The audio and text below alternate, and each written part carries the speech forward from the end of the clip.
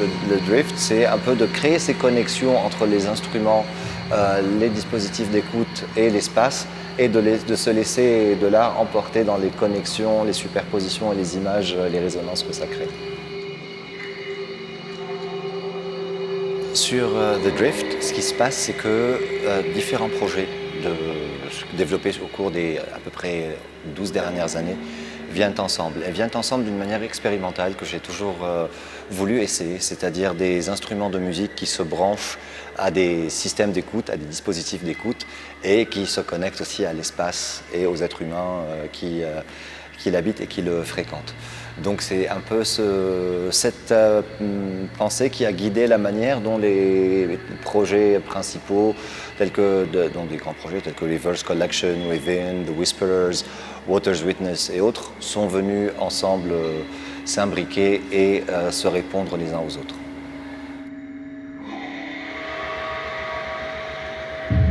L'espace aussi est pensé comme un espace qui s'active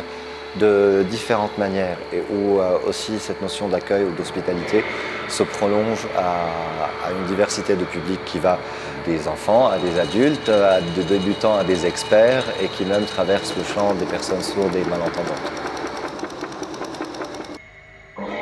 Il y a un ensemble d'œuvres dans The Drift qui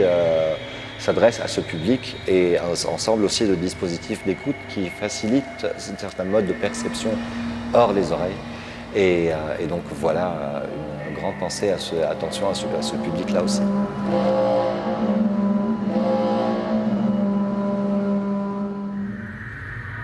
Avec The Whisperers par exemple, on est et Water's Witness aussi, sur des systèmes d'écoute et des dispositifs qui créent des espaces acoustiques dans les espaces acoustiques. C'est-à-dire l'amplification de pierres en marbre, de gros blocs de pierre, de gros rails de métal, qui sont déjà des espaces en eux-mêmes, rentrent dans l'espace et permettent du coup de créer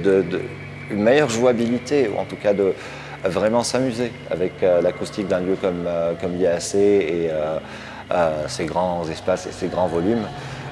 sans trop perdre du message ou de la qualité sonore ou de ce que j'essaie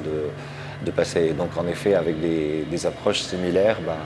le drift continue.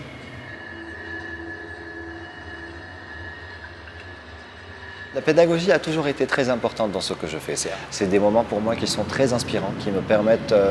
d'aller au-delà de mes idées. Par exemple, quand on travaille avec des instruments ou avec des objets sonores et des choses qui se manipulent, c'est toujours intéressant de voir comment les autres s'approprient ça et pas juste ma lecture. Dans l'exposition, cela se traduit par des espaces qui sont entièrement dédiés à ça et qui permettront à une diversité de publics de venir s'inscrire à des séances d'ateliers, de venir visiter l'expo et après essayer des choses qu'ils ont pu entendre, voir et expérimenter dans l'expo.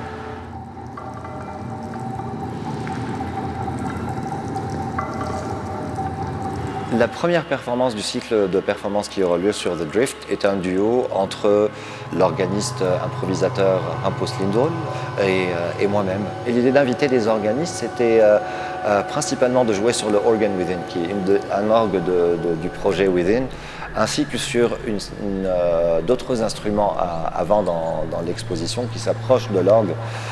et qui en fait